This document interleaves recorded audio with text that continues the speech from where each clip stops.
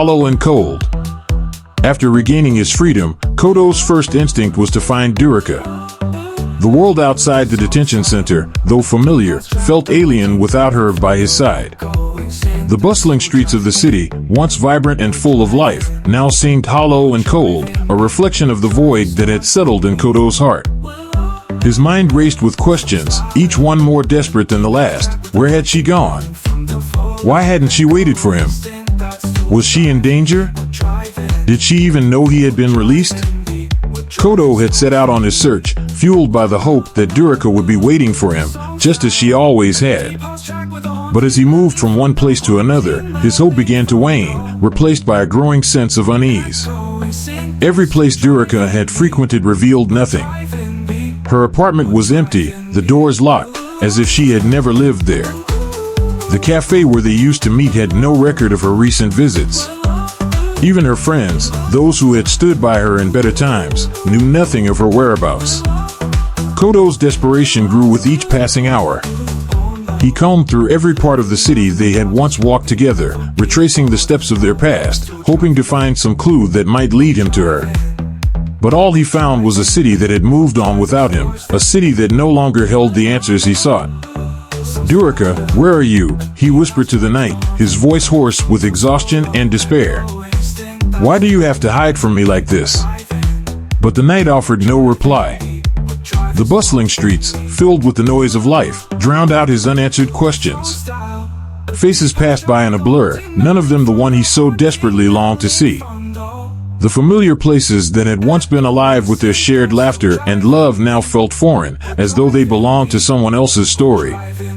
The city, once his home, had become a labyrinth of loss and confusion. As the days stretched into weeks, Kodo's anxiety mounted, a gnawing fear taking root in the depths of his soul. He had been prepared to face anything to reclaim his freedom, but this was something he hadn't anticipated. Where had Durika vanished to? And why? The questions tormented him, driving him deeper into despair with each passing day. Durika's figure remained distant, eluding all of Kodo's searches. She was like a ghost, a memory that flickered at the edges of his consciousness, always just out of reach. The woman he loved, the beacon of light in his darkest hours, now seemed like a distant dream, a mirage that slipped through his fingers, leaving behind only the haunting echo of her absence. Kodo tried to piece together the puzzle, to understand what could have driven Durika away. Had something happened to her? Or had she willingly disappeared, unable to bear the weight of their love under the shadow of the events that had unfolded? The thought of her suffering alone somewhere, or worse, being held against her will, filled Kodo with a deep, burning anguish. Yet even as his mind conjured the worst possibilities, a small, stubborn part of him refused to believe that Durika would abandon him without reason. He clung to the hope that there was something more, something he had yet to uncover. But as the days wore on, that hope became harder and harder to hold on to. Meanwhile, the city buzzed with the news of an upcoming wedding, a lavish affair that would befit the grandeur of the presidential palace. The whole nation seemed to be caught up in the excitement, the anticipation building with each passing day. The air crackled with the promise of celebration, as guests from far and wide prepared to witness the union of two souls in the most prestigious event of the year. Kodo, however, was oblivious to the preparations. His world had shrunk to the size of his own grief, his thoughts consumed by the search for Durika. But as the day of the wedding approached, he began to hear whispers, rumors that reached him even in the depths of his despair. The name that came up again and again sent a chill through his heart. Durika. The realization hit Kodo like a physical blow. The wedding that everyone was talking about was hers. Durika was marrying Ruta. The news left Kodo reeling, his mind struggling to comprehend the reality of what he had just learned. Durika, the woman he loved more than life itself, was about to pledge her love to another man, his enemy, the man he now believed had orchestrated the entire series of events that had torn them apart.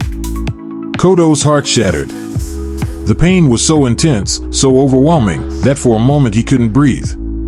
He felt as though the ground had been pulled out from under him, leaving him to fall into an endless abyss of sorrow and betrayal. How could this be happening? How could Durika, the woman who had fought so hard for him, be marrying the very man who had destroyed their lives? But even as his heart broke, Kodo knew he had to see it for himself. He had to know if it was true, if Durika had really chosen to marry Ruta. With a heavy heart and a mind clouded by anguish, Kodo made his way to the presidential palace on the day of the wedding. Disguised as a guest, Kodo concealed his anguish behind a mask of stoicism, a warrior's facade that belied the turmoil raging within. The palace, resplendent in its grandeur, was a stark contrast to the desolation he felt inside.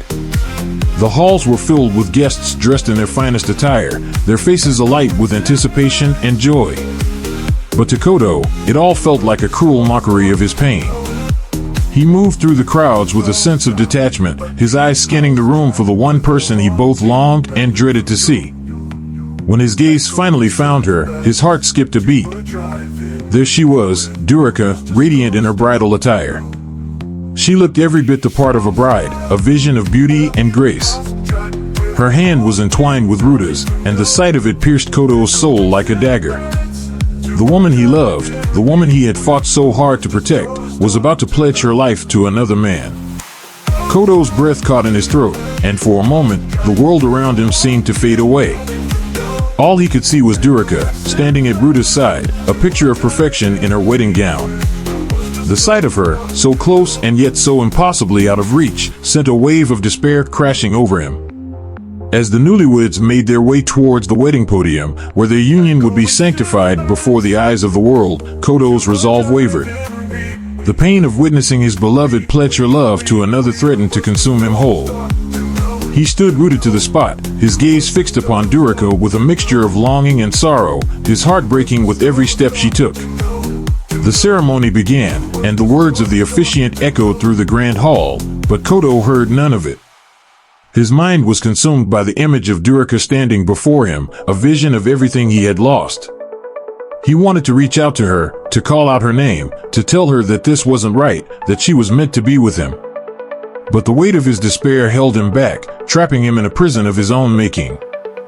As the ceremony reached its climax, Kodo could no longer hold back the storm of emotions that had been building inside him. His restraint faltered, and in a moment of overwhelming anguish, he called out her name, his voice raw with the pain of loss. Durika. The sound of his voice shattered the hushed reverence of the ceremony, reverberating through the cavernous halls of the palace. The guests turned in shock, their eyes searching for the source of the disruption. But Kodo didn't care. In that moment, all that mattered was Durika, and the desperate plea he had sent out into the void. Durika turned towards the sound of his voice, her eyes meeting Kodo's. For a brief, fleeting moment, there was a flicker of recognition in her gaze, a spark of the love they had once shared. But just as quickly, it was gone, replaced by the reality of the situation. Before Kodo could reach her, she was swept away by the tide of the ceremony, her hand still held tightly by Ruta's. Kodo's heart sank as he watched her disappear from view, swallowed up by the opulence of the palace and the life she was about to begin with another man. Tears threatened to betray his stoic facade, but Kodo held them back, refusing to let his pain show. A warrior's face should not reflect the turmoil within, yet beneath the veneer of composure, his heart bled with the ache of a love lost. A love that would forever haunt him in the echoes of lost moments and whispered promises. The silent farewell. For Durika, the day unfolded with a surreal sense of detachment, as if she were watching her life play out from a distance, powerless to change the course it had taken.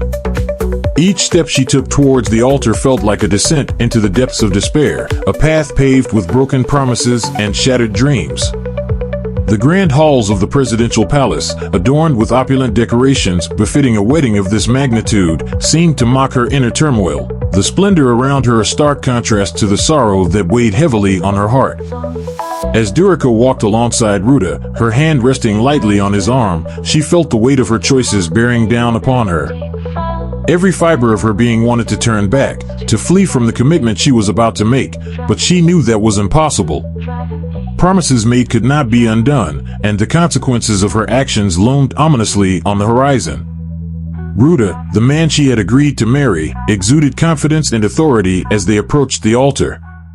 His grip on her arm was firm, almost possessive, and though he smiled at the guests who had gathered to witness their union, Durika could sense the underlying tension in his posture. This was a victory for him, a conquest won not through love, but through power and manipulation. And Durika was the prize, the final piece of his plan falling into place. But even as she stood by his side, surrounded by the trappings of luxury and power, Durika's thoughts were miles away, lost in the memories of the man she truly loved. Kodo.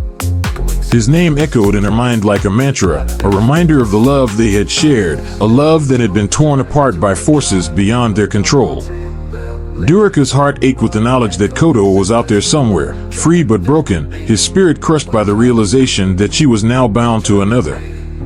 The ceremony began, the officiant's voice a dull murmur in Durika's ears as she fought to maintain her composure. She recited the vows, her words mechanical and hollow, devoid of the passion that should have accompanied such a momentous occasion. Every word felt like a lie, a betrayal of the love she had once sworn to Kodo, a love that still burned within her, even as she stood on the brink of a new life with Ruta. Then, in the midst of the ceremony, Kodo's anguished cry pierced the air, shattering the fragile facade of tranquility that enveloped the gathering. Durika. His voice, raw with pain and desperation, echoed through the grand hall, cutting through the solemnity of the vows and the polite murmurs of the guests. Durika's heart clenched with pain as she heard his desperate plea, her tears welling up and threatening to spill over. In that moment, everything else faded away, the guests, the ceremony, even Ruta's presence by her side. All she could think about was Kodo, the man she loved with every fiber of her being, the man who was calling out to her with a heart full of anguish. Her eyes searched the crowd, and when they finally found him, her breath caught in her throat. There he was, Kodo, standing at the edge of the gathering, his face etched with sorrow and desperation. His eyes, filled with a mixture of love and pain, locked onto hers, and for a fleeting moment, time seemed to stand still. In that brief instant, Durika felt the full weight of her decision crashing down on her. She had made a choice, one that would bind her to Ruta and separate her from Kodo forever. But now, as she stood on the brink of fulfilling that choice, the reality of what she was losing hit her with full force. Her heart screamed at her to run to Kodo, to abandon the facade and reclaim the love that had been stolen from them. But before she could move, before she could even process the emotions swirling within her, Ruta's grip tightened on her arm, pulling her back to the present. His eyes, cold and calculating, bore into hers, a silent command for her to remember the promises she had made. Durika's tears mingled with the solemn vows she was forced to exchange with Ruta, each word a dagger to her heart. The sound of Kodo's voice still echoed in her mind, a haunting reminder of the life she had left behind. But even as her heart ached with longing, Durika remained steadfast in her resolve. Her love for Kodo burned like a beacon in the darkness, guiding her through the storm of emotions that raged within her soul. She knew she was making the ultimate sacrifice, but she also knew that it was the only way to protect Kodo, to ensure that he would survive in a world that had turned against him. Outside the palace walls, Kodo's anguish manifested in a primal scream, a cry of defiance that reverberated through the night. His fists clenched with fury, he struggled against the invisible chains that bound him, his spirit unyielding in the face of adversity. But his heart was breaking, the sight of Durika standing with another man tearing him apart from the inside. Anticipating Kodo's intrusion, Ruta had stationed a contingent of formidable guerrilla bodyguards to secure the surroundings. As Kodo's cry echoed through the air, the guards sprang into action, converging upon him with military precision. Their movements were swift and practiced, their expressions devoid of emotion as they carried out their orders. But Kodo was no stranger to adversity, and as the first bodyguard moved to restrain him, he met the challenge head-on. With a swift and powerful punch, he incapacitated his assailant, his movements fueled by a potent mix of adrenaline and determination. He would not be stopped, not when Durika was so close, not when he still had a chance to reach her. The second bodyguard fared no better, finding himself outmatched by Kodo's unparalleled skill and agility. With a deft maneuver, Kodo broke free from the attempted restraint, his resolve unshaken by the threat of overwhelming force. His mind was focused, his heart set on one goal, to reach Durika, to stop the wedding, to reclaim the love that was rightfully his. But even as he fought with everything he had, the odds were against him. The remaining guards, recognizing the threat Kodo posed, trained their weapons on him, their fingers hovering over the triggers. Ruda had lifted the ban on guns in light of the wartime state of guerrillas, and now Kodo found himself vulnerable to the lethal firepower of his adversaries. Reluctantly, Kodo halted his assault, his breath coming in ragged gasps as he faced the impossible choice before him. He could continue to fight, to push forward in his desperate attempt to reach Durika, but he knew that doing so would only result in his death. And what good would that do? How could he protect Durika? How could he prove his love for her, if he wasn't alive to do so? As he stood there, his gaze locked with Ruda's, the president approached with an air of calm authority. The guests, shocked by the sudden commotion, watched in stunned silence as the scene unfolded before them. Ruda's expression was one of cold satisfaction as he surveyed the chaos. He had anticipated this moment, had planned for it, and now he would see it through to the end. He spoke softly, his words carrying the weight of both promise and threat. "I won't hold you accountable today. This is the happiest day of my life. I will let you go." Then, in a whispered threat that only Kodo could hear, Ruda continued, "I will erase your identification number, delete your account. You will be nothing in this society, invisible. Let's see how you will live." The words hit Kodo like a physical blow, the full extent of Ruda's power and malice laid bare. He was defeated, not by force, but by the cold, calculated cruelty of a man who held all the cards. Humiliated and broken, Kodo accepted his fate, his heart heavy with the knowledge that he had lost Durika forever. As he walked away, his image fading into the mist, Durika's tears continued to fall, a silent testament to the love they had lost. She watched him go, her heart screaming for her to follow, to leave behind the life she had chosen and return to the man she truly loved. But she knew she couldn't. The choices she had made were irrevocable, the path she had taken set in stone. In that moment of parting, as the echoes of Kodo's anguish faded into the night, Durika whispered a final farewell to the man she had once loved. "I love you, Kodo," she murmured, her voice barely audible above the sound of her own heart breaking.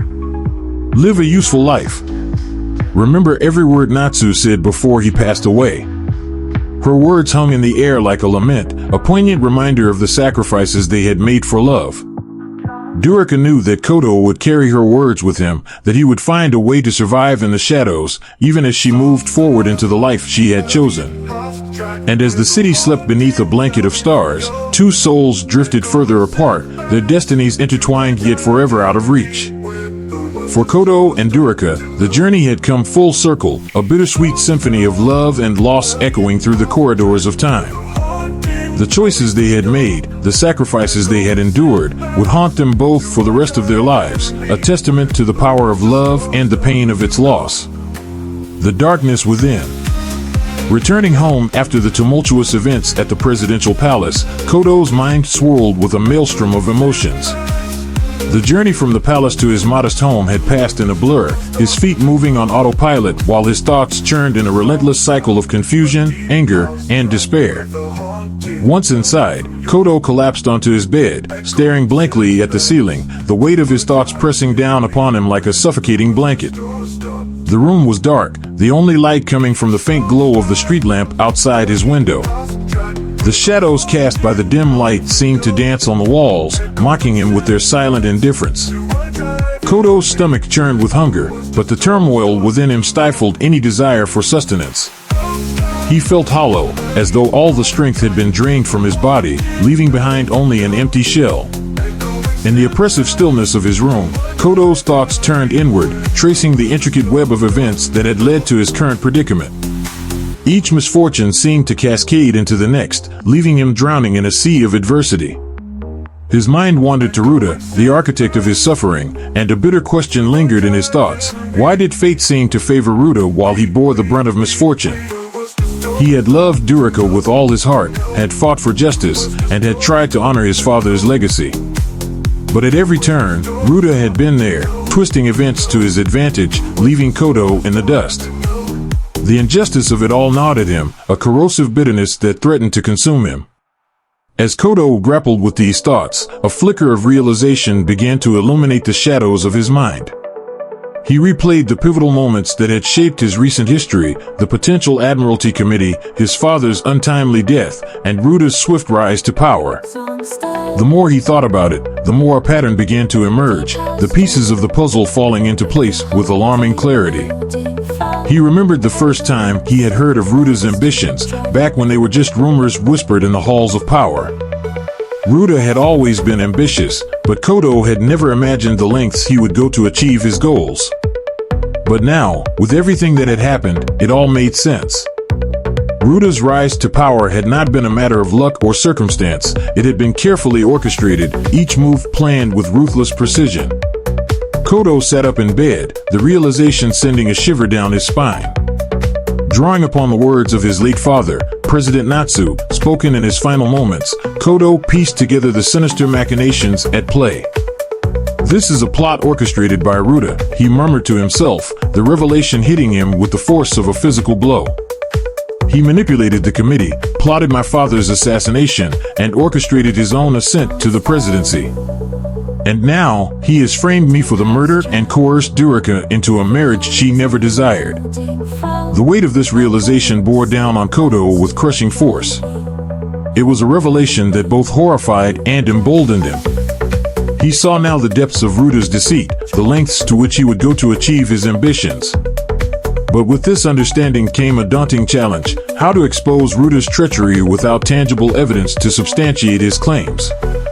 Kodo knew that confronting Ruta directly would be futile without proof. The president held all the cards, power, influence, and the unwavering loyalty of his supporters.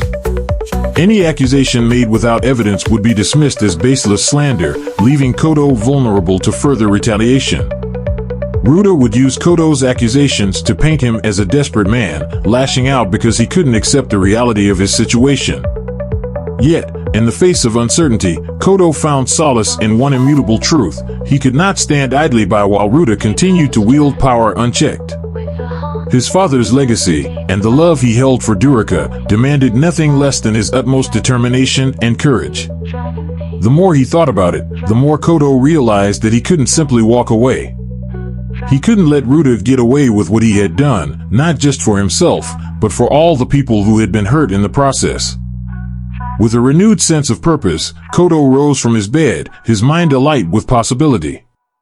The shadows of deceit that had cloaked his world would not remain unchallenged for long.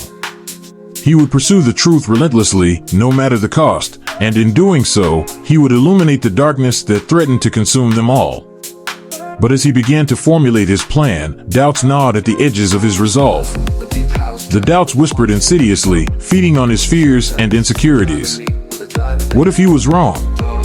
What if there was no grand conspiracy, no elaborate plot? What if everything that had happened was simply the result of bad luck, of a series of unfortunate events that had spiraled out of control? Kodo shook his head, trying to dispel the doubts that threatened to paralyze him. But they persisted, fueled by the knowledge that he was up against a man who was far more powerful than he could ever hope to be.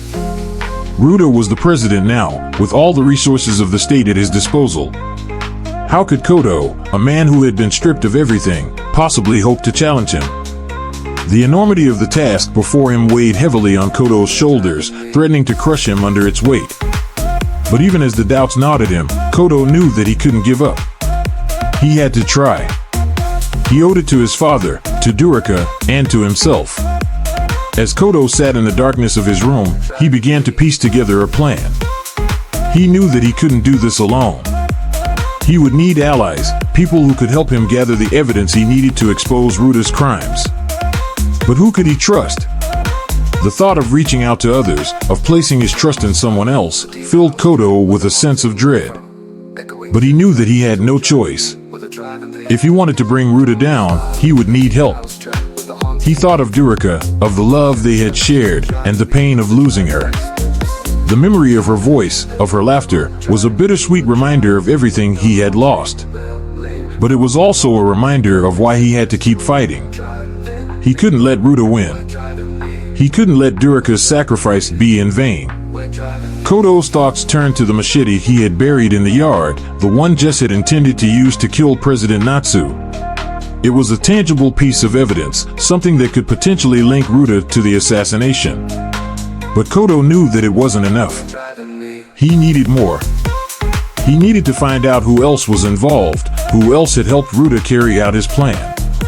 With a determined resolve, Kodo made a mental list of the people he could potentially reach out to, those who might have information that could help him. He knew it would be dangerous, that he would be putting himself at great risk. But he was willing to take that risk if it meant exposing the truth. As the first light of dawn began to creep through the window, Kodo felt a renewed sense of purpose. The doubts were still there, lurking in the back of his mind, but they no longer held the same power over him. He had a plan now, a way forward. It wouldn't be easy, and there were no guarantees that he would succeed. But he knew that he had to try. Kodo rose from his bed, his body stiff from the tension of the night before. He stretched, feeling the knots in his muscles begin to loosen. The day ahead would be long, and there was much to do. But for the first time in what felt like an eternity, Kodo felt a glimmer of hope.